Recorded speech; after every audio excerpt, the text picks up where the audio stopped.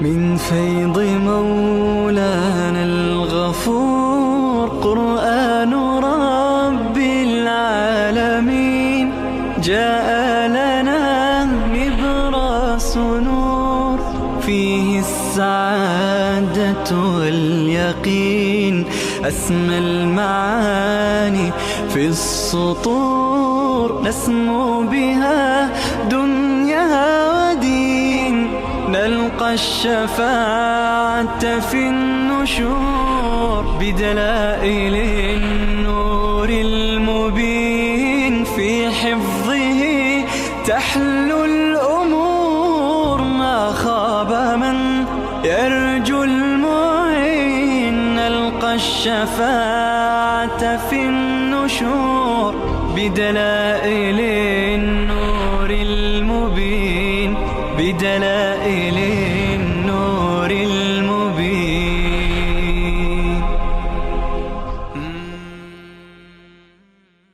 أعوذ بالله من الشيطان الرجيم. بسم الله الرحمن الرحیم. و من قوم موسی، در اینجا جمله معترضه هست که همه یهود ناسپاس نیستند. قومی از قوم موسی هست که بسیار معتدلند، با انصافند.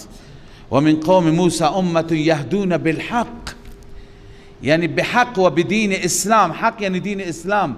به دین اسلام هدایتند و به یعدلون،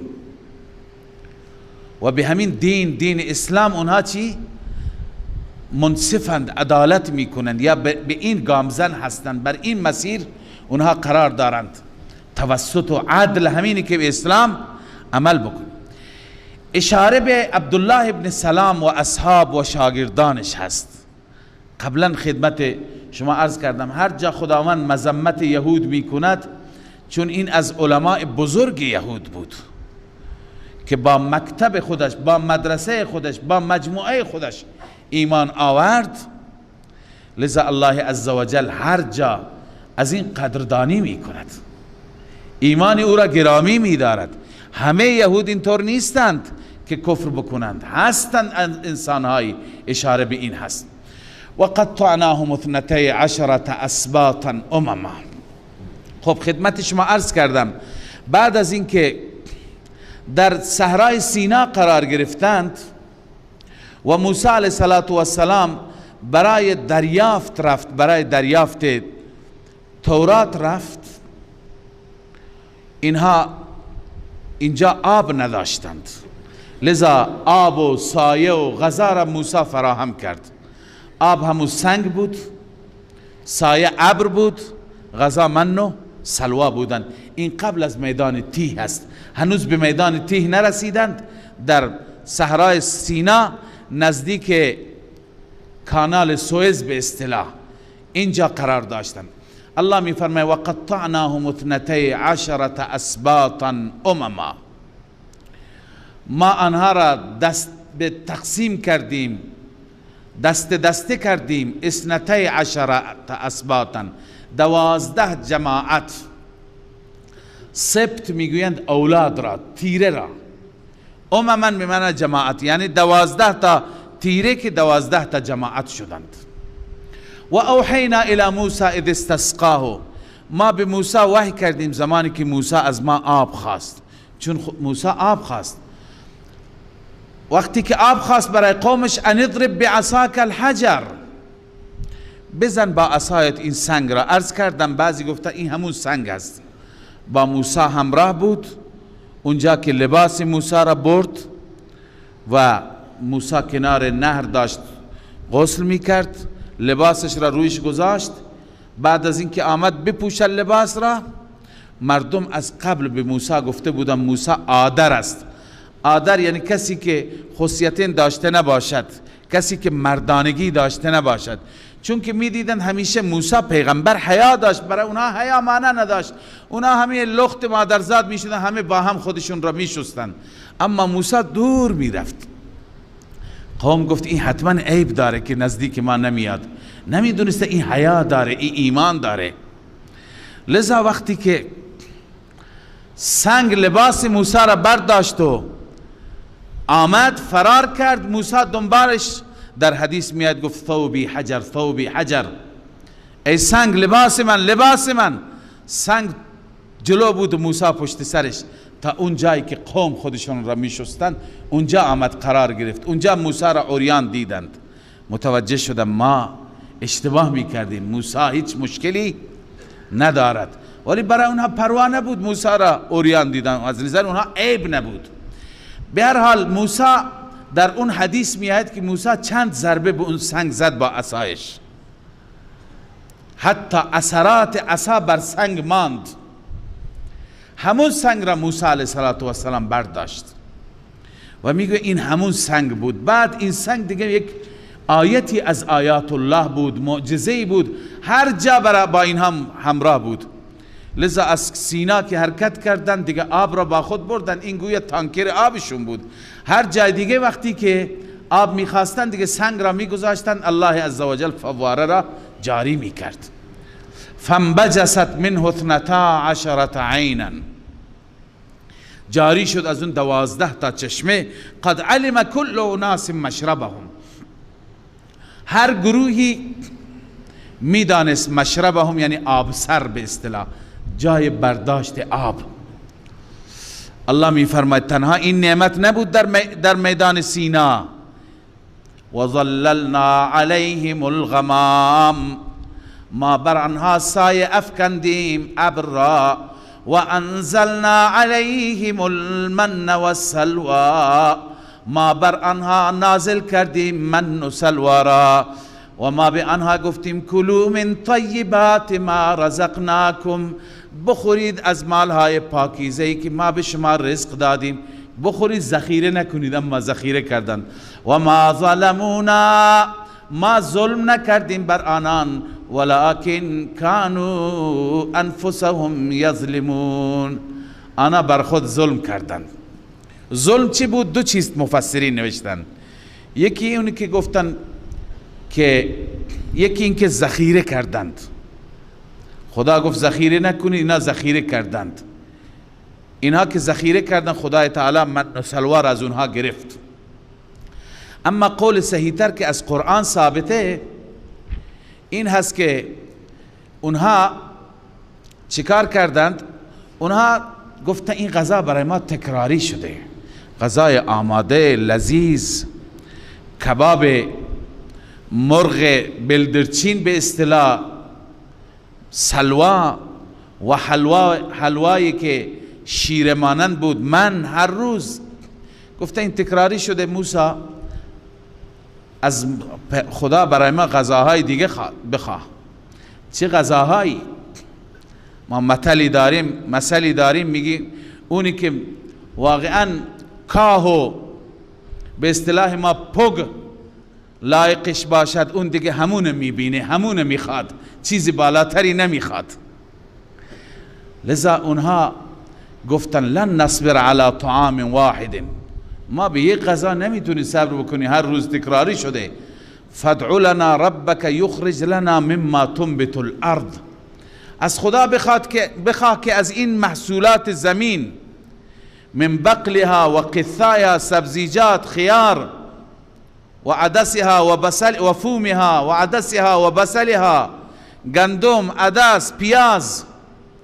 اینا پیاز و گرجه خواستند به جای کباب. لذا الله عزوجل می فرماید و ما ظلمون، ما ظلم نکردیم، خودشون خواستند، ولکن کانوا انفسهم یظلمون، اونها به خودشون ظلم کردند. و اذ قیل لهم، الله عزوجل همه خباثت ها و همه ناسپاسی های یهود را ذکر کرده. بعضی در زمان موسی بودن، بعضی در زمان موسی نبودن. این واقعه که الان اشاره میشه در زمان موسی نبود، در زمان حضرت یوشع بن نون بود. موسی علیه السلام در همین میدان وفات کرد. خدمت شما عرض کنم که اینها از وقتی که تورات را گرفتند توبه کردند از گوساله پرستی، با موسی حرکت کردند، رفتند به طرف شام. اونجا که رسیدند موسی به اونها گفت که خدای عزوجل دیگه تورات نازل شده، احکام تورات باید عملی بشه. اولین حکم جهاد بود. بعد از اینکه یقیمون الصلاة و یؤتون الزکات، عرض کنم که باید للذین یتقون و یؤتون الزکات، یقیمون الصلاة نبود، بعد از این جهاد بود. لذا موسی علیه السلام گفت که خدا وعده کرده شما را پیروز می کند. عزت می خواهید؟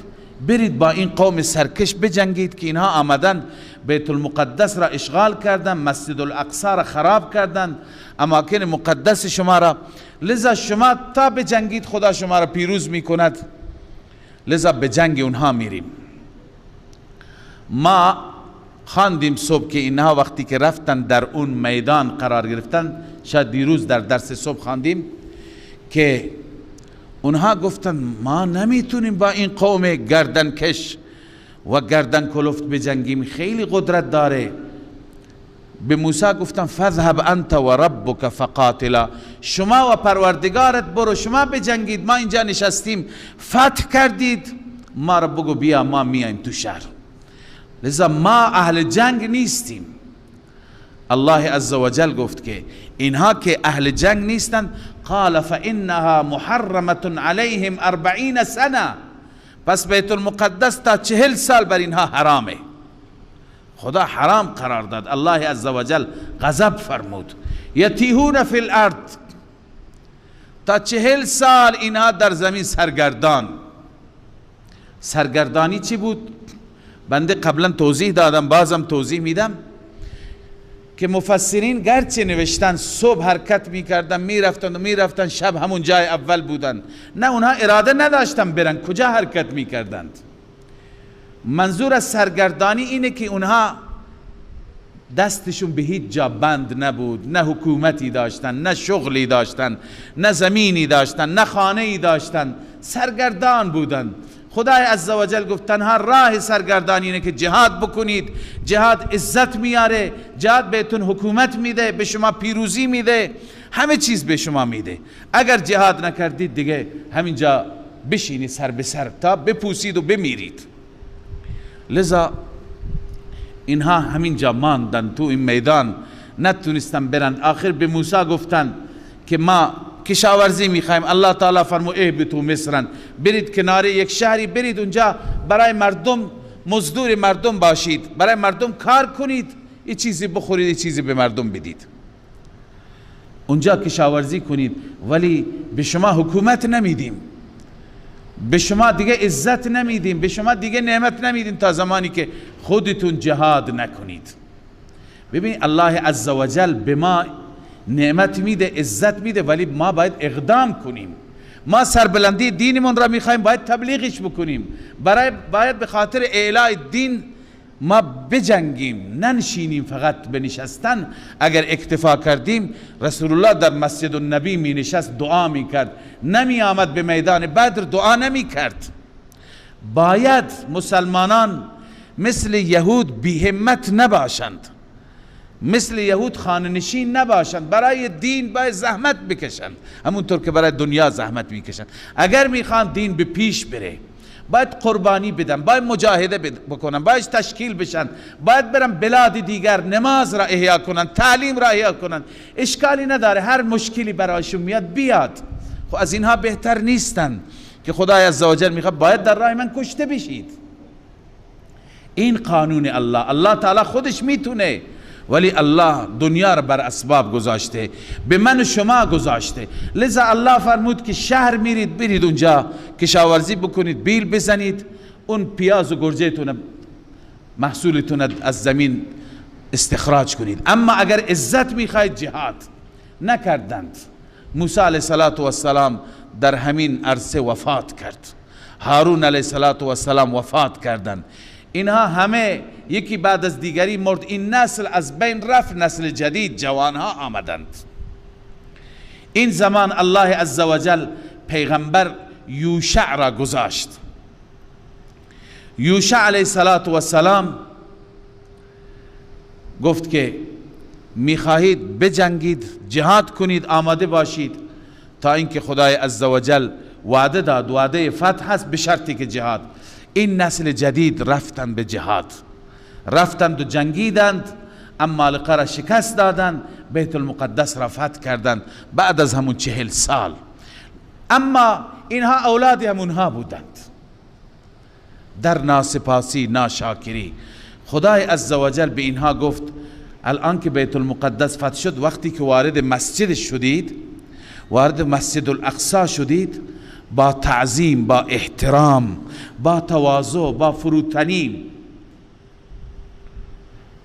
اولا که در حالت سجده برید، بعدا از رب مغفرت بخواهید، قولوا حطة، خدای بخشش میخواهیم.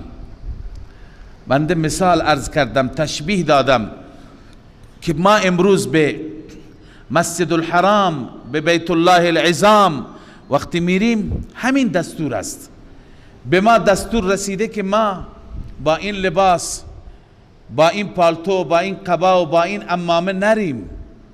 پادشاه با لباس فاخرانه نره، امیر صاحب با لباس امارت نره، تمام یک لباس باید بریم، کفن پوش باشیم، با لباس احرام بریم. رئیس جمهور باشد هم باید با همون لباس بره، کارگر ساده باشد هم باید با همون لباس. این تواضع هست، چیزی که خدا به اونها دستور داده به ما هم دستور داده. اونجا خدا گفت این کلمات را بگید، حطة، خدای بخشش، از خدا بخشش بخواهید. ما هم همون کلمات، لبیک اللهم لبیک، خدایا به دربار تو حاضر هستیم، خدایا دعوت تو را لبیک گفتیم. لذا وقتی که میریم ابتدا خانه کعبه را میبینیم، دعا میکنیم، آداب را نه، موقع اجابت دعا هست، دعا میکنیم، بعدا شروع میکنیم طواف را، شوط را. الله تعالی نصیب بگرداند. لذا هر جا یک ادبی دارد، یک احترامی دارد. الله عزوجل فرمود که شما وقتی که وارد مسجد الاقصی میشید این گونه وارد بشید. اما اونها نه، اونها به جای اینکه سجده بکنند با سرکشی رفتند. بعضی میگند دنده عقب رفتند، عقب رفتند، میخواستند نافرمانی بکنند. به جای حطة حنطة گفتند. حنطه به معنی گندم، حنطة فی شعرة، گندم در پوستش هست، مسخره کردند. لذا الله عزوجل میفرماید ما اینها را به عذاب دیگه گرفتار کردیم. و اذ قیل لهم اسکنوا هذه القریه، زمانی که گفته شد به بنی اسرائیل در زمان یوشع، اسکنوا هذه القریه، سکونت کنید در این شهر، در اریحا بیت المقدس، و کلوا منها حیث شئتم، بخورید از میوه‌هایش، از نعمتهایش هر جا که خواستید. اون منطقه شام، میگه عروس خاورمیانه، سرسبز، هر چیز الله عزوجل از نعمتها گذاشته. و قولوا حطة، یعنی مسئلتنا حطة، این شکر زبانی هست. وقتی این نعمتها را میخورید هم شکر زبانی کنید هم شکر بدنی. و قولوا حطة، بخشش بخواهید، بگویید خدایا بخشش، خدایا بخشش. و ادخلوا الباب سجدا، این شکر بدنی. وارد خانه بشید، وارد در بشید سجده کنان. وقتی که وارد مسجد شدید اول تعظیما سجده بکنید. اگر این کار را کردید نغفر لکم خطیئاتکم، ما می بخشیم تمام خطاهای شما را، و نه تنها خطاهای شما را، سنزید المحسنین، ما می افزاییم در مخلصین، یعنی اجر و پاداش بیشتر میدیم به نیکوکاران یا به مخلصین.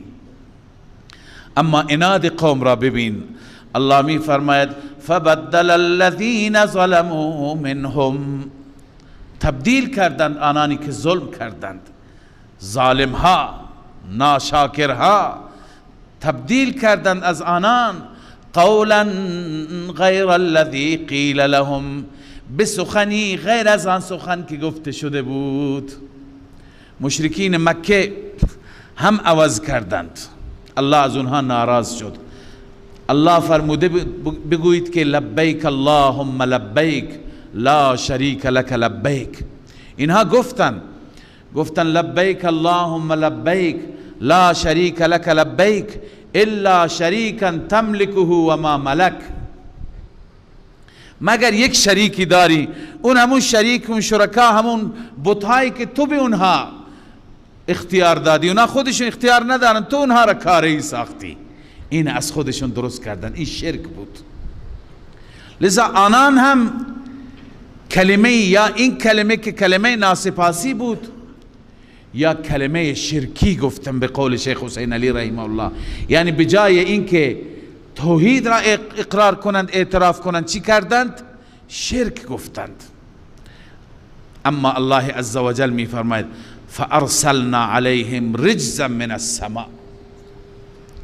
وقتی که اینگونه اینها نافرمانی کردند، ما از آسمان رجزی را فرستادیم، عذابی وبایی فرستادیم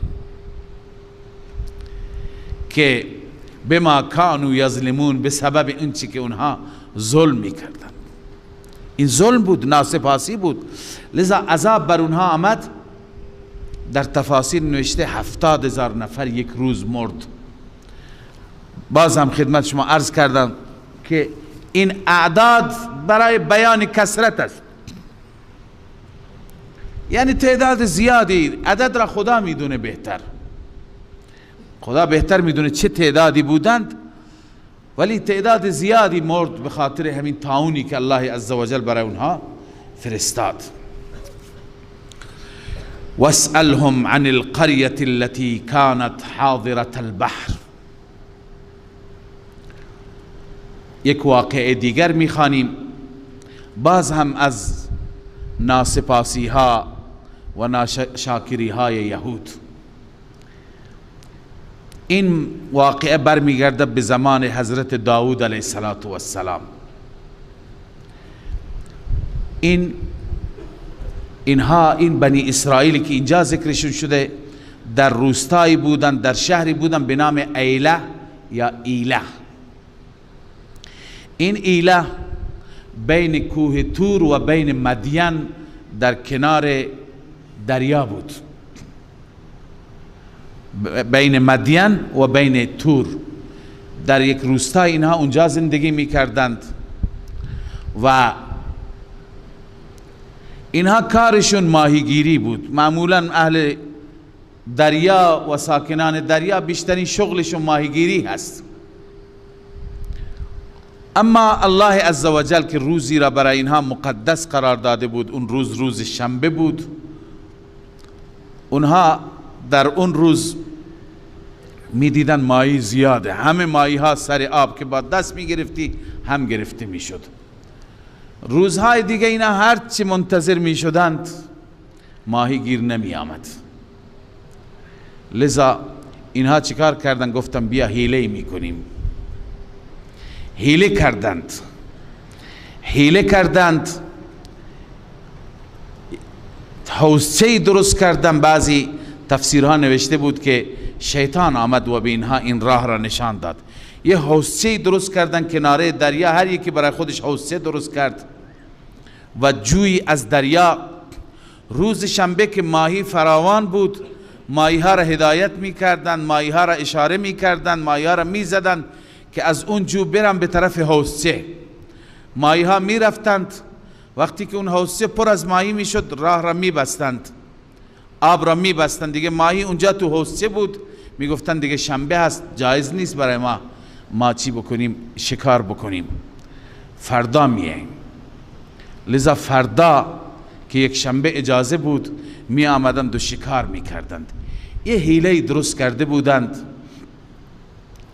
که 3 گروه شدند این قوم. یک گروه همین بود که این کار را می کردند، مرتکب می شدند. یک گروه دیگه سکوت کردند، گفتن ما کار نداریم. اما یک گروه دیگر آمدند و اونها را تبلیغ کردند، گفتند که چرا شما این کار را میکنید؟ از خدا بترسید. قال جمهور المفسرین ان بنی اسرائیل افترقت 3 فرق. مفسران گفتن بنی اسرائیل 3 گروه شدن. فرقه عصت و صادت، یک گروهی نافرمانی کرد و شکار کرد. و فرقه نهت و اعتزلت، و یک گروهی اونها را باز داشت و خودشون کنار کشیدن، گفتن ما این کار را نمی کنیم. و فرقه اعتزلت و لم تنها، و یک گروهی دیگه جدا شدن ولی اونها را باز نداشتن، اونها را جلوگیری نکردن. همین گروه به گروه اول به آمرین به معروف گفتن لم تعظون قوما الله مهلکهم، چرا شما اینها را واعظ میکنید، اینها را خدا هلاک میکنه. یعنی اینا ارزش واعظ هم ندارند. خلاصه الله عزوجل اونها را تبدیل به میمون کرد. اونی که تبلیغ کردند اونها را الله عزوجل نجات داد. درباره قوم سوم اختلاف است، ولی صحیح اینه که اونها را هم الله نجات داد، به عذاب گرفتار نکرد چون نکرده بودند. به هر حال من یک نکته اینجا قبلا یادآوری کردم ولی باز هم جایش اینجا هست یادآوری بکنم. حیله هایی که ما داریم، حیله هایی که ما تو بازارهایمون داریم و متاسفانه این حیله ها را به شما ما ملاها یاد میدیم. درباره این حیله ها میخواستم عرض بکنم که بعضی حیله ها هستند واقعا مشخصه که این حیله هست، دل انسان اصلا اطمینان نمیشه. و بعضی حیله ها خب حیله های خارج شدن از حرام اشکال نداره. مثلا شما از کسی میخواهید که وامی بگیرید 10 میلیون تومان، این به شما نمیده وام، بعد از 4 ماه بهش 10 میلیون بده، اون ضرر میکنه، اون اقتصادی فکر میکنه، میگه که من با این 10 میلیون تومان تا 4 ماه دیگه 2 میلیون کار میکنم. لذا در قالب راهکار، الان حیله نگوییم، یه راهکاری میره همین پول را یه ماشینی میگیره به شما میده، ماشین را میده به قیمت 12 میلیون تومان، سود را روی ماشین میکشه. خب این فرق میکنه، این اشکالی نداره. اما بعضی حیله هایی هستند که ضایعند، هر کس میدونه این ربا هست. لذا میره از طرف ماشین را میگیره، ماشین چقدر میفروشی؟ میگه 50 میلیون تومان یک ساله. 50 میلیون تومان یک ساله میخره.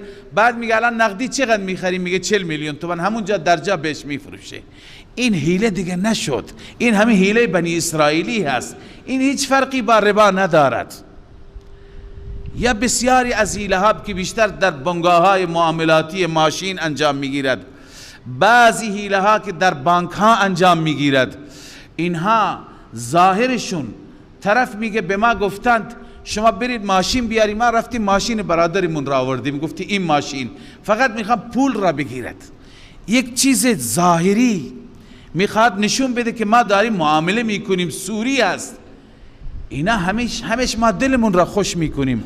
اینا حیله های بنی اسرائیلی هست. اگر خدای عزوجل الله پناه بده، اگر در این زمان تبدیل به میمونمون نمیکنه، به برکت دعای رسول الله است که رحمت للعالمین است. دعا کرد خدایا این قوم از خسف و از عرض کنم که فرو رفتن در زمین محفوظ بماند. لذا و الا برای آخرتمون اینا خطرناک است. یا بعضی ها به این نتیجه رسید میگن دیگر راهی نیست، ما بغیر از این راه به مسکن نمی رسیم، بغیر از این راه ما نمیتونیم زن بگیریم، بغیر از این راه ما نمیتونیم به فلان جا، باید این وام را بگیریم. خب مثل ببین بنی اسرائیل راه را خدای عزوجل به خاطر امتحان همه راه ها را بست. هر روز میرش، یک شنبه میره، دو شنبه میره، سه شنبه میره، یک ماهی هم گیرش نمیاد، فقط شنبه هست. الله بندگان را امتحان میکنه. تو هم در امتحان هستی، هیچ راهی نداره، داشته نباشه، به حرام نرو، بمان، استقامت کن، قطعا الله عزوجل فرج میاره. اگر فرج نیاورد، به مسکن نرسیدی، بدون خانه مردی و از این دنیا رفتی، هم ضرر نکردی، بچه هایت خدایی دارند، ولی آخرتت را خراب نکن. با معامله ربوی برای یک عمر ناراضی خدای عزوجل را پشت سرت نکن. عزیزان این مسائل را رعایت بکنیم. متاسفانه الان عمومی شده، همه انجام میدن، ما هم جری شدیم. مؤمن ترین با تقوا ترین اون هست که از حرام میپریزد به جای خود از شبهات، اونی که شبهه حرام است، اونی که جای شک است. شما وقتی که از دو عالم پرسید، یکی گفت درسته یکی گفت نادرسته، به همون عمل کن که میگه نادرسته. من اگه گفتم درسته عمل نکن. لذا از شبهات حتی هم دوری کنیم. این هست تقوا. ببینید اینها حیله کردن، نتیجه چه شد؟ الله می فرماید واسألهم عن القرية التي كانت حاضرة البحر، بپرس اینها را از اون قریه‌ای که بود حاضرة البحر، ای قریبة من البحر، حاضر دریا یعنی نزدیک دریا. اذ یعدون فی السبت، زمانی که آنها تعدی کردن در روز شنبه. اذ تأتیهم حیتانهم، این علت است چون که می آمد ماهیای آنها یوم سبتهم، روز شنبهشان، شرعا یعنی سر آب، ای ظاهرتا علی وجه الماء، روز شنبه سر آب می آمد. و یوم لا یسبتون لا تأتیهم، روزی که شنبه نبود اصلا ماهی نمی آمد. کذالک نبلوهم، الله می فرماید ما این گونه امتحان می کنیم. هر وقتی که امتحانی آمد و راه حرام جلویت بود استقامت کن. بما کانوا یفسقون، به سبب اینکه اینا فسق کردند. اینکه میگیم استقامت کنید، خدای عزوجل تکفل رزق و روزی را کرده. به این آیه ایمان داشته باشیم. و ما بدابة فی الارض الا علی الله رزقها، هیچ دابه‌ای حتی نیست مگر بر الله رزقش هست. دابه را، تمام حیوانات را، تمام ماهی ها را الله رزق میده. بعضی این باغواشا گاهی میری، بعضی حیوانات در اون شناسنامه‌ای که دارند نوشته مثل شیر و ببر و اینها، روزانه اینها باید مثلا 50 کیلو گوشت بخورند. اینا از کجا بیارن 50 کیلو گوشت شکار؟ خود شما فکر کنید اینا تو این جنگل ها خدا از کجا به اونها میده؟ بعضی ماهی ها هستن که خوراکشون روز 200 کیلو ماهی هست، ما 1 کیلو گیرمون نمیاد، 200 کیلو خدا به اونها داره میده. بس الله وقتی که به دابه میده، به هر موجود زنده میده، من و تو هم انشاءالله از گرسنگی نمیمیریم، نرویم به طرف معاملات ربوی.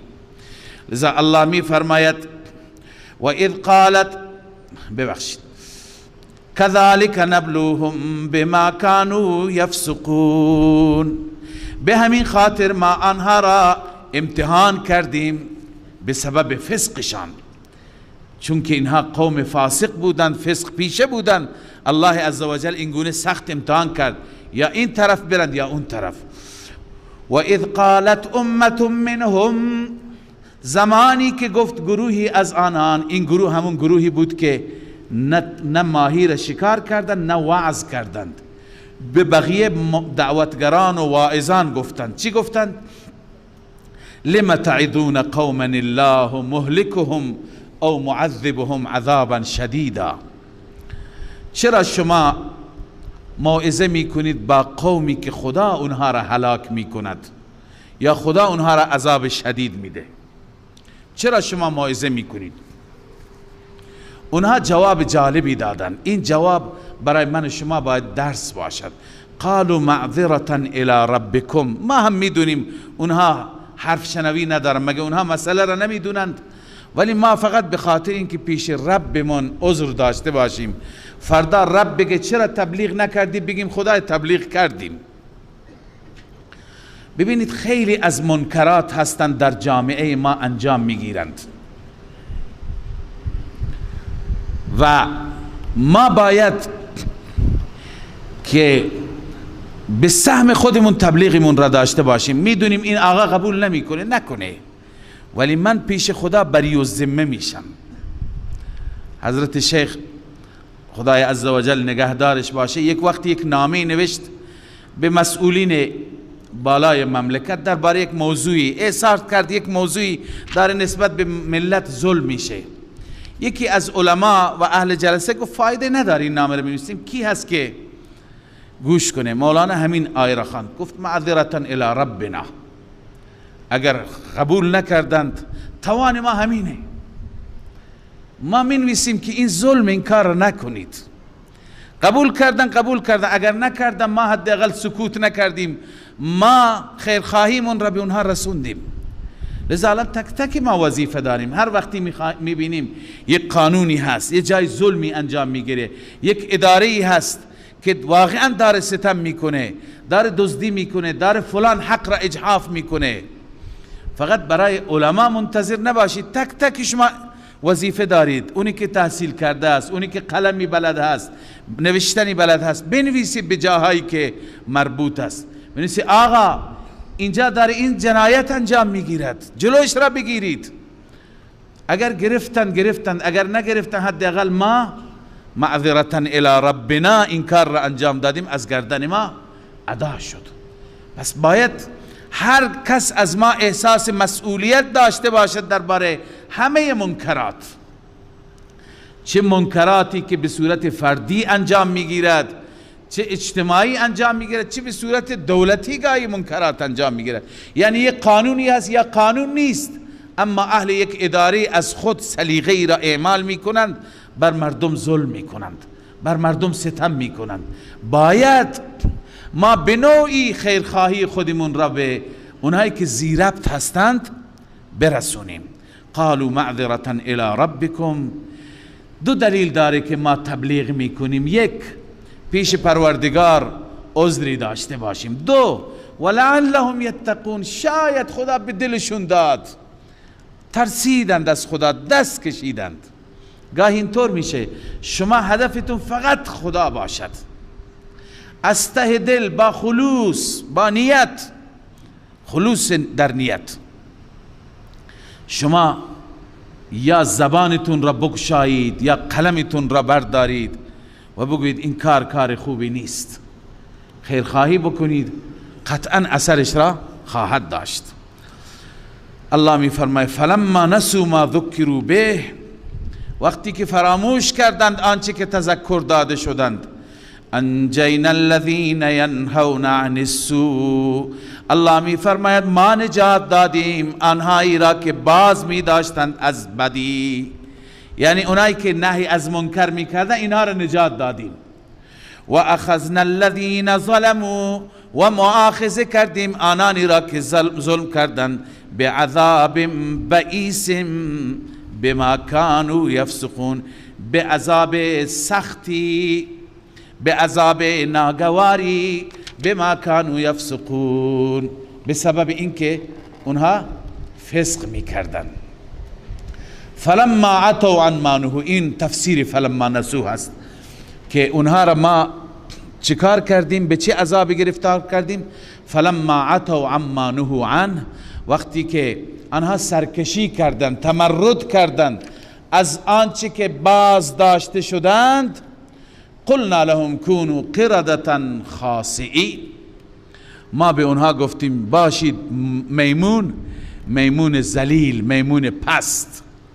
اونها را خدا تبدیل به میمون پست کرد. عرض کنم خدمت شما، فقط یک بحثی را خدمت شما بگم، اون اینه که آیا میمون هایی که امروز هستند، ما میبینیم تو جنگل ها، تو باغ وحش ها، این میمون ها همون نسل هستند یا نه اینها میمون های دیگه هستند؟ گرچه داروین عقیده داره، نظرش اینه که همه انسان ها اول میمون بودند. یکی از عرض کنم که به اصطلاح خودشون دانشمندان و فیلسوف ها هست، اون معتقده که همه انسان ها، اما انسان را الله می فرماید اشرف آفریدم. میمون حیوانی هست، حیوان شرف ندارد. این دیدگاه با قرآن و سنت در تضاد است، ضد هست. این دیدگاه داروین را ما رد میکنیم، به شدت رد میکنیم. انسان کجا و حیوان کجا؟ انسان را الله عزوجل کرامتی داده که گاهی از فرشته هم سبقت میگیرد. اما این قومی را که خدا تبدیل به قرده کرد، به میمون کرد، اینها نسلشون باقی نماند. میمون حیوانی است که از قبل الله عزوجل این حیوان را آفریده بود. قانون الله عزوجل این هست، از قرآن معلوم میشه که هر قومی را که خدا مسخ بکند، خدا چهرهش را تبدیل بکند، مثلا بنی اسرائیل را به قرده و مسیحیان را به خنزیر، 3 روز بیشتر زنده نگه نمی دارد. اینها تا 3 روز تبدیل به میمون بودند و تو خونه هایشون گریه می کردند و زبان هم نداشتند، نمی دونستند چی کار بکنند. بعد از 3 روز مردند. لذا میمون های امروز از اون نسل نیستند. انسان را الله عزوجل به خاطر عمل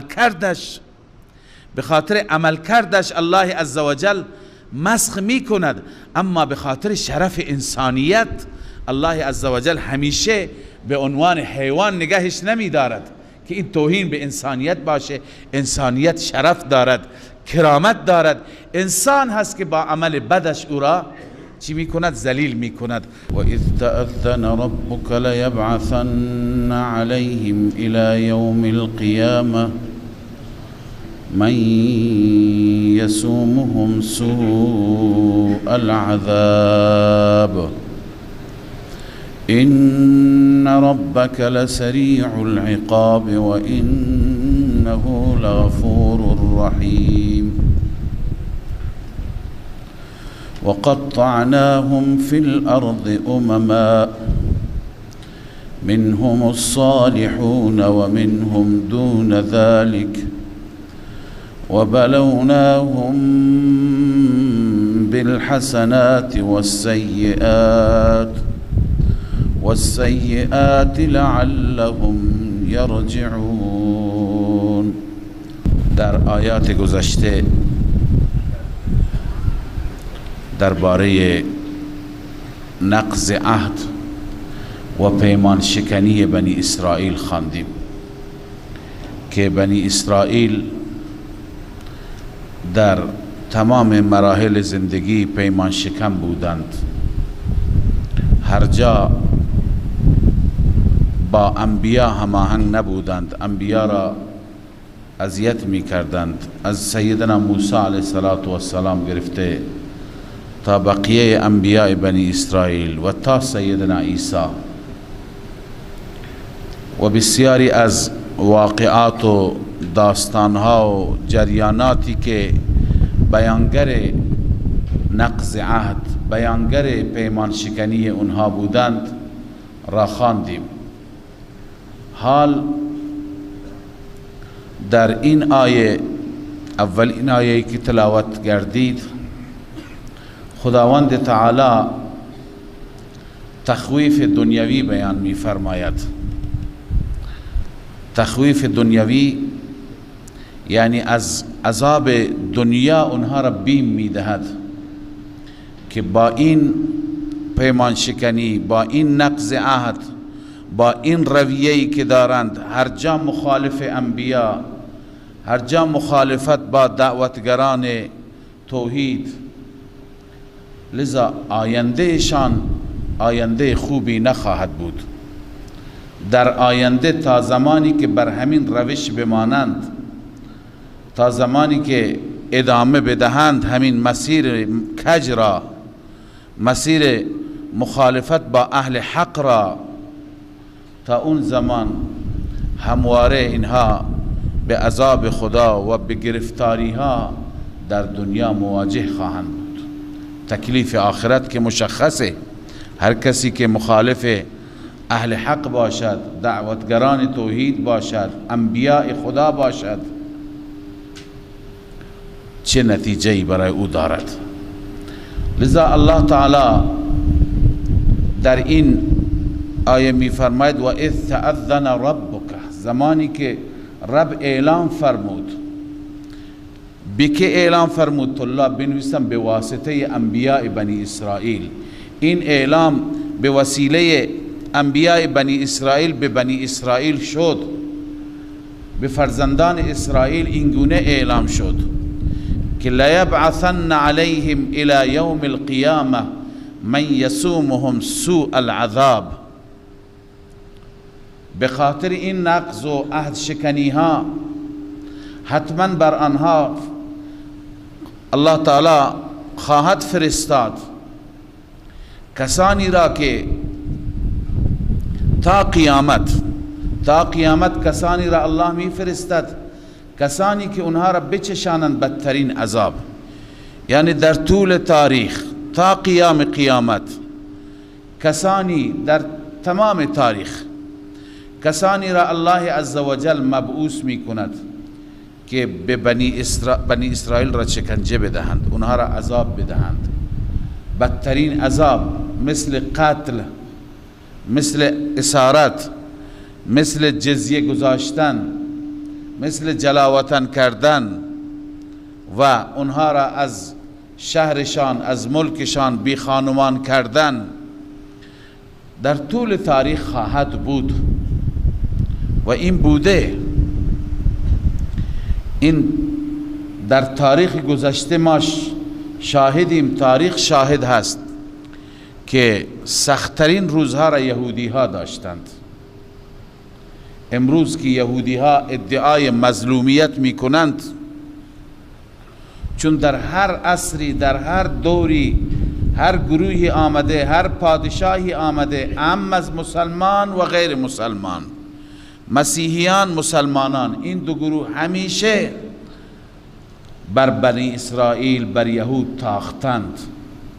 جریاناتی که برای یهود و هولوکاست هایی که برای یهود اتفاق افتاد که یهودی ها قتل عام شدند، اینها تمام در واقع این وعده الهی هست که اینها دل اهل حق را، دل انبیا را شکستند، انبیا را شهید کردند و در طول دوران اینها به عذاب خدا گرفتار شدند. ان ربک لسریع العقاب و انه لغفور رحیم. بدون شک رب تو و پروردگار تو زود عذاب میگیرد، عذاب میدهد و الله عز وجل غفور رحیم هست. سریع العقاب لمن عصاه و غفور رحیم لمن اطاعه. هر کسی که او را اطاعت کند او را میبخشد، اما هر کسی که مثل یهود نافرمانی کند، عصیان کند، خدای عز وجل سخت او را گرفتار می کند، چنانچه یهود گرفتار شدند. امروز اگر یهود حکومتی تشکیل داده، یهود محکم چسبیده به مسیحیان، به غرب، به اروپا، به امریکا، به اونهایی که بین یهود و بین اونها بدترین اختلافات است. امروز کسانی را یهود به کسانی متوسل شده که معتقد است پیامبر اونها، فرستاده اونها، که اونها پیامبر هم نمیدونند، اونها خدا میدانند، عیسی مسیح را مسیحیان خدا میدانند. یهود معتقد است العیاذ بالله اون عیسی فرزند حرام است. یهود به اون عیسی و به مادر اون عیسی تهمت زد. یعنی بدترین اختلاف فکری و عقیدتی بین یهود و مسیحیان است. بین ما و مسیحیان، بین ما و یهودیان نیست.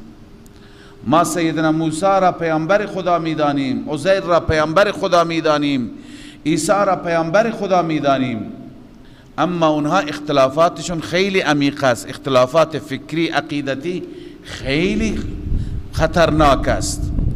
عیسی که یهودی ها اون را فرزند حرام میگویند، مسیحیان میگویند اون خداست یا جز خداست. ان الله هو المسیح ابن مریم، ان الله ثالث ثلاثه. معتقدند که خداوند همون مسیح. این همه اختلاف ولی امروز در کنار هم قرار گرفتند، به خاطر اینکه اولا مسیحیان از این حکومت به عنوان یک ابزار برای اهداف خودشون استفاده می کنند. در میان مسلمانان در خاور میانه و این حکومت را یه اهرم فشاری بر مسلمانان گذاشتن تا بر مسلمانان فشار بیاورند. لذا این بازیچه و آله دست اونهاست.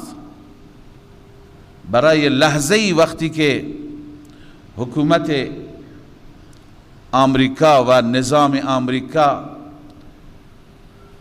حمایت خودش را کمرنگ می کند، تمام سردمداران اسرائیل به دست و پا می افتند، فوراً سفرها شروع میشه، مذاکرات آغاز میشه تا حمایت ها را دوباره جلب کنند. میدونند که ذره بدون حمایت اونها در این خاورمیانه تاب نمیارند، عددی نیستند از نظر جمعیت، از نظر قدرت در مقابل مسلمانان. لذا اینها در لوای اونها، در سایه اونها فعلا وجود خودشون را حفظ کردند و اونها هم برای نفع خودشون، در حالی که میدونن که یهود چقدر دشمن اونها هستند، برای منافع خودشون اینها را نگه داشتند تا از این طریق کشورهای مسلمان در فشار باشند، همواره احساس نیاز به اسلحه داشته باشند، نیاز به اونها داشته باشند. و یک سیاستی هست در دنیا که شما بهتر میدونید.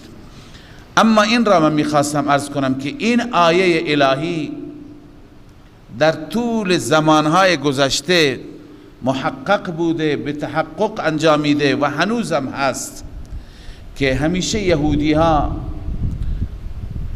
در واقع تو سریخور هستند، همیشه یهودی ها باج دهنده هستند و متوسل و متمسک به قدرت ها هستند تا وجود خودشون را حفظ کنند.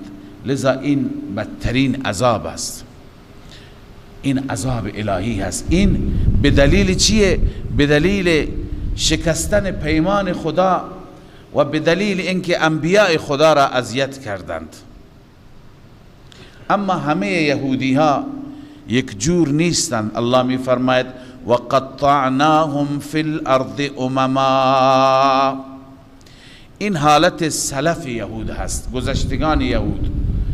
اونها را ما دسته دسته کردیم، جماعت جماعت و گروه گروه کردیم به جماعت های مختلف.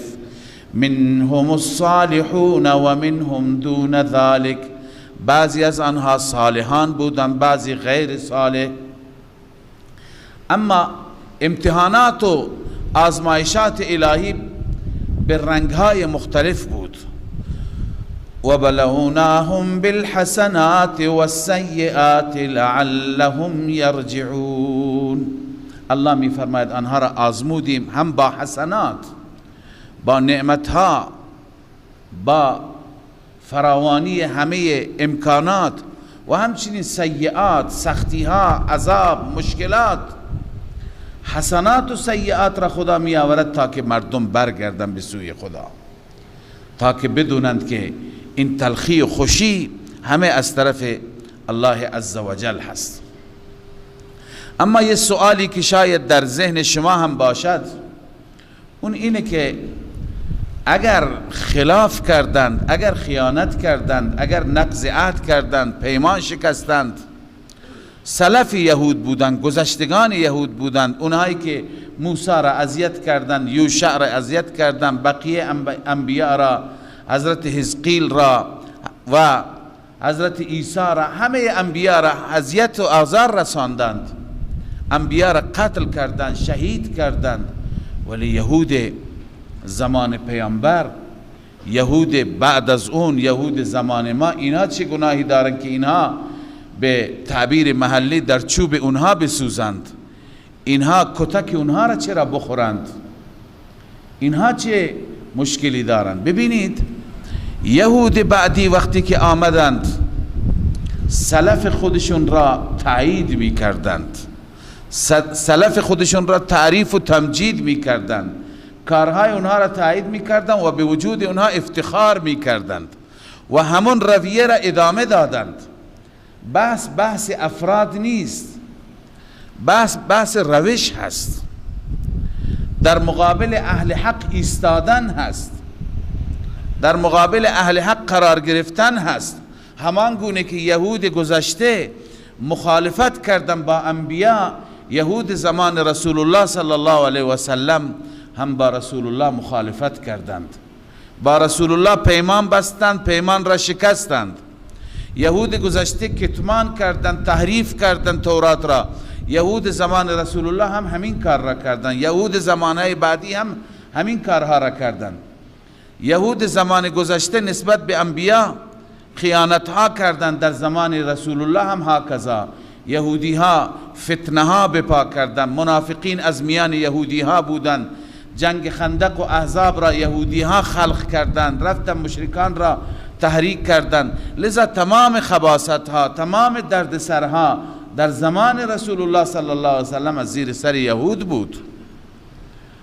اینها هیچ تفاوتی با گذشتگان خودشون ندارند. البته اگر اینها روش را عوض کنند، رویه را عوض کنند، بیایند بر مسیر حق، بیایند بر مسیری که تورات به اونها گفته، تورات نشونشون داده، اون مسیر پذیرفتن نبی خاتم هست، ایمان آوردن به نبی خاتم هست. اگر این مسیر را انتخاب کنند، اختیار کنند، اون وقت برادران ما میشن. اون وقت مثل نمونه هایی که قرآن در جای جای قرآن از اونها یاد میشه، عبدالله ابن سلام، اصحاب و شاگردان ایشون مورد تعریف، مورد تمجید و مورد تکریم قرار میگیرند. الله عزوجل در دنیا هم اونها را عزت میده، در آخرت هم. لذا اسلوب همون اسلوب گذشتگان هست، خیانت همون خیانت گذشتگان هست. الله می فرماید فخلف من بعدهم خلف، جانشین شد پشت سر اونها خلیفه های جانشینانی که ورث الکتاب، وارث کتاب شدند، تورات را وارث شدند، عالمان تورات، معلمان تورات شدند. اما چه مریضی هایی داشتند. چند مرض را الله عزوجل ذکر می فرماید. مرض اول حرام خواری، یأخذون عرض هذا الادنی، الله می فرماید آنها می گرفتند مال این دنیای دون را، دنیای بی ارزش را. عرض کالا را میگن، ولی مراد از اینجا رشوه هست. در پرانتز نکته ای عرض بکنم که صفاتی که ما در یهود میخوانیم، گاهی ببینیم که خدای نکرده این صفات در میان ما نباشد. حضرت شاه ولی الله رحمه الله که یکی از کارشناسان علوم قرآنی هستند، ایشون معتقدند که تمام گروه های باطلی که در صدر در مقابل رسول الله بودند که 4 گروه هستند: یکی یهود، دوم مسیحیان، سوم منافقان، چهارم مشرکان. می فرماید که در میان مسلمانان نمونه هایشون هست. یعنی خیلی ها هستند که میگن ما مسلمانیم، صفات یهودی تویشون هست، مسلمانیم، صفات مسیحیان تویشون هست، صفات منافقان، صفات مشرکان. می فرماید این عموم مردم که اصلا خبر ندارند از خدا، از توحید، از یکتاپرستی و دنبال سنگ پرستی و قبر پرستی و شخصیت پرستی و بزرگ پرستی و پیر پرستی هستند، اینا نمونه های مشرکان صدر هستند. و می فرمایند که علمایی که کتمان می کنند، علمایی که حق را نمیگند، علمایی که مثل یهودی ها حق پوشی می کنند و در مقابل پول اندک، متاع قلیل دین را می فروشند، اینها نمونه های همون یهودی های علماء یهودی هستند که دین فروشی می کردند. الان صفات را ببینید. و می فرمایند که اون کسانی که در دین اسلام هستند و افتخار می کنند به این که ما آقازاده هستیم، سادات هستیم، پیرزاده هستیم، فلانزاده هستیم، اینا نمونه هایشون در مسیحیان است که اونها افتخارشون به عیسی مسیح بود، گفتند که امکان نداره که عیسی مسیح بذاره ما به عذاب خدا گرفتار بشیم. اینها هم به پدران خودشون، به بزرگان، به گذشتگان و فرمودند مثال منافقین که یه روزی شرایط را مناسب میدونستند در کنار رسول الله بودند و یه روزی فاصله میگرفتند وقتی که وضعیت قرمز بود، میفرمایند که نمونه هایشون در تحصیل کردگان و سرمایه‌داران این امت است که اینها هم شرایط خودشون را بعضی ها نگاه میکنند. لذا همه نمونه ها در میان ما هست، باید از این صفات بدور بود. این نکته را عرض کردم چون در این صفات علماء یهود را میخوانیم. اولین صفتشون حرامخواری، یأخذون عرض هذا الادنا، آنان میگرفتن رشوه. والمراد بهذا العرض، عرض این کالایی که قرآن گفته، حضرت آلوسی میفرماید والمراد بهذا العرض ما یأخذونه من الرشا في الحکومات وعلى تحریف الكلام. مراد اون پولی هست که از حکومت ها می گرفتند و کلام خدا را تحریف می کردند. لذا بعضی وقتها انسان ها هستند پول از حکومت ها می گیرند و دین را طبق میل اونها تفسیر می کنند. هستند، در زمان ما هم هستند حکومت های بلاد مختلف. لذا علمایی هستند که میبینند جهت حکومت، مسیر حکومت به چه سمت و سوی هست. بعضی حکومت ها هستند که با مسیحیان دوستند، لذا علما همه آیات را، همه دین را به اون سمت و سو تفسیر میکنند. بعضی حکومت ها هستند که تمایل به شرک دارند، تمایل به غیر الله پرستی دارند. میبینیم ملاهای درباری هستند که آیات را به اون سمت و سو میبرند و تفسیر میکنند، کتمان میکنند، حق پوشی میکنند. لذا در مقابل خلعت اندکی پول بی ارزشی که اون را قرآن به عرض تعبیر کرده، همون پولی که برای رشوه گرفته میشه، این پس مرض اول هست، حرامخواری. دوم و یقولون سیغفر لنا، آنان میگویند ان قریب ما بخشیده میشیم. این مرض دوم از بیباکی. چقدر بیباک، چقدر بیپروا که حق را کتمان میکند، دین فروشی میکند، بعد میگه مرا خدا میبخشه. چه انتظار، چه توقعی. لذا الله میفرماید اونها میگفتن سیغفر لنا. چرا میگفتن سیغفر لنا؟ لأن ابناء الله و احباء، ما محبوبان و مقربان خدا هستیم، ما جز اونهایی هستیم که خدا اونها را دوست دارد. عیب خودشون را نمیدیدند. و سوم و این یأتهم عرض مثله یأخذو، مرض سوم اصرار علی المعصیت، یعنی یک بار رشوه نگرفتند، هر بار می آمد پیش آنها عرضون، پول رشوه چیزی مثل آن می گرفتند. این بیانگر اینه که مرضشون مدید بود، همیشه بود، شغلشون همین بود. الله تعالی اکنون رد می فرماید این رویه را، مگر از اونها قول گرفته نشد، پیمان و میثاقشون نیست که بغیر از حق چیزی نگویند؟ چرا اینها حق را کتمان میکنند؟ الم یؤخذ علیهم میثاق الکتاب، آیا بر آنها گرفته نشد پیمان کتاب؟ منظور تورات است. الا یقولوا علی الله الا الحق، در تورات این پیمان از آنها گرفته شده که بغیر از حق چیزی نگویند. و درسوا ما فیه، آنچه که در تورات مطالب تورات را یاد بگیرند و یاد بدهند به مردم.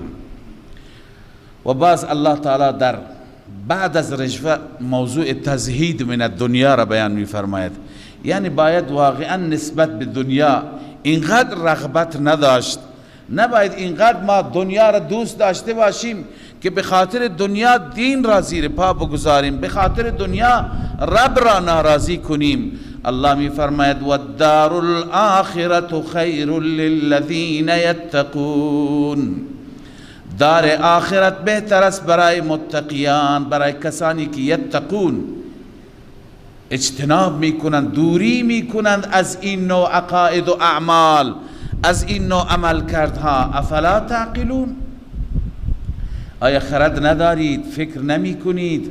از عقل کار نمیگیرید که اون زندگی از این زندگی به مراتب بهتر است؟ این زندگی چند روزه هست، اینجا رشوه میگیری، اینجا دین فروشی میکنی، زود پایان میپذیرد. والذین یمسکون بالکتاب و اقاموا الصلاة. اما اینجا بشارت است، همه اینجور نیستند. الان خواندیم منهم الصالحون و منهم دون ذلك. بعضی ها به کتاب خدا عمل میکنند و بر اعمالی که کتاب اشاره دارد راهنمایی میکند، به اون اعمال پایبندند. الله میفرماید این نوع افراد را ما ضایع نمی کنیم. والذین یمسکون بالکتاب، کسانی که به کتاب چنگ زدند، و اقاموا الصلاة، و نماز را برپا می‌دارند. یمسکون بالکتاب اصلاح عقاید است و اقاموا الصلاة اصلاح عمل است، یعنی هم عقیده شان درست هم عملشان درست. الله می فرماید انا لا نضیع اجر المصلحین، ما ضایع نمیگردانیم اجر چنان مصلحان را. و اذ نتقنا الجبل، خدای عزوجل در این آیه به جریان دیگر اشاره می کند، به جریان کوه تور که بر سر یهود گذاشته شد. خدمت شما دیروز عرض کردم که یهود بعد از اینکه مطمئن شد و 70 نفرشان گواهی دادند که تورات کتاب خداست و به تورات عمل کردن را شروع کردند، مقداری که جلوتر رفتن گفتند که برای ما مشکله، ما نمیتونیم به تورات عمل کنیم، اعمالش بسیار سخته. حال الله عزوجل کوه تور را دستور داد به جبرائیل امین، کوه تور را از ریشه برکند. گرچه بعضی معنای کنایی گرفتند، اما جمهور مفسران معتقدند که این به معنای حقیقی است، یعنی حقیقتا کوه تور از جایش برکنده شد و روی سر یهود گذاشته شد که انه ظلة، مثل سایه بود. و ظنوا انه واقع بهم، یهود یقین کردند که الان این کوه بر ما میفته. همه به سجده افتادند، همه گفتن ما به تورات عمل میکنیم. مطلبی که قبلا هم عرض کردیم اما در جلسه صبح، در این جلسه هم اون سوال را مطرح بکنم، اون این هست که در ذهن این سوال می آید که لا اکراه فی الدین، در دین اجباری نیست، در دین اکراهی نیست. خب خدای عزوجل یهودی ها را مجبور کرد که شما باید به تورات عمل کنید، این اجبار است، این اکراه است.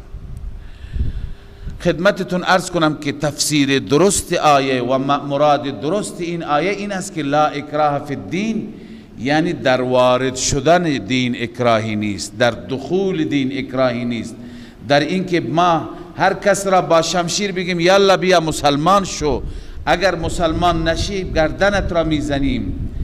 با زور، با اجبار کسی را ما مجبور نمی کنیم که بیاد دین را بپذیرد، حتما آیین خدا را بپذیرد.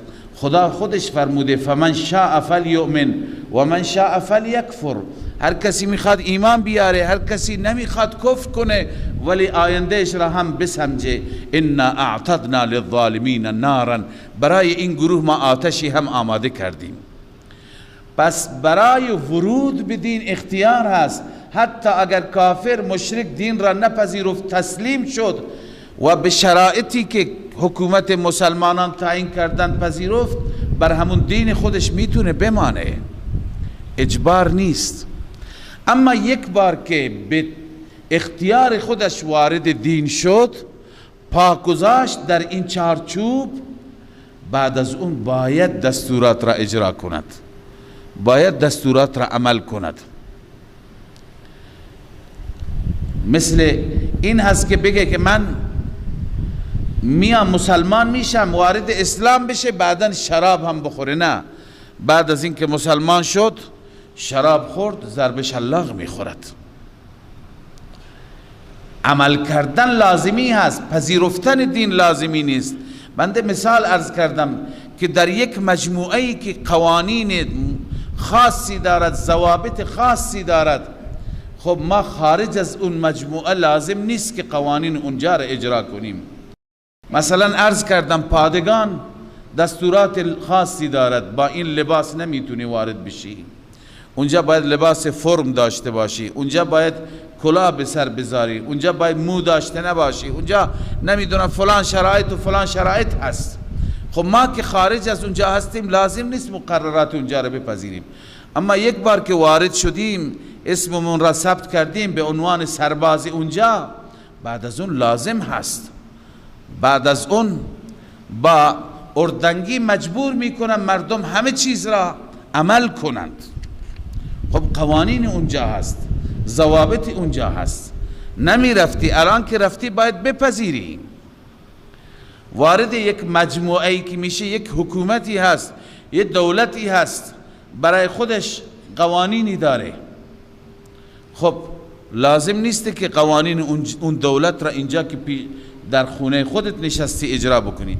اما وقتی که ویزا گرفتی، وارد اون کشور شدی، وارد اون دولت شدی، دیگه باید هر چی که ضوابط داره، قوانین داره بپذیرید. دیگه وقتی که شما راننده محترم وارد پاکستان شدی به عنوان مثال، شما نمیتونی بگی که من در کشور خودم از قسمت راست جاده رانندگی میکردم، الانم همون کار را میکنم. اگر این کار را بکنی دیگه تمامه. اونجا که وارد شدی باید قانون اونجا را بپذیری، باید بر اساس اونجا عمل کنی. اینجا اجبار نیست، لازم نیست. پس هاکذا یهودی ها دین موسی را پذیرفتند، کتاب خدا را پذیرفتند، ایمان آورده، الان عمل نکردند. عمل که نکردند، الله تعالی فرمود که و اذ نتقنا الجبل فوقهم، ما از ریشه برکندیم کوه را و بالای سرشون قرار دادیم، که انه ظلت، گویا سایه‌ای بود بر سرشان، و ظنوا انه واقع بهم، اونا گمان کردن که الان می افتد، واقع ای ساقط علیهم، بر اونها می افتد. الان ما بهشون گفتیم قلنا خذوا ما آتیناکم بقوه، بگیرید آنچه که ما دادیم شما را با قوت، یعنی خوب عمل کنید.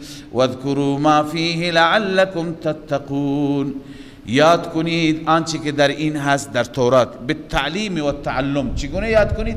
یاد بدهید، یاد بگیرید، شاید تقوا در وجودتون بیاید. در این صورت تقوا میاد که کتاب خدا را تعلیم و تعلم کنید و بعد از تعلیم و تعلم به اون عمل کنید.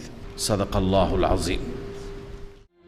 من فيض مولانا الغفور قرآن رب العالمين، جاء لنا نبراس نور فيه السعادة واليقين، أسمى المعاني في السطور، نسمو بها دنيا ودين، نلقى الشفاعة في النشور بدلائل النور المبين، في حفظه تحلو الأمور، ما خاب من يرجو المعين، نلقى الشفاعة في النشور بدلائل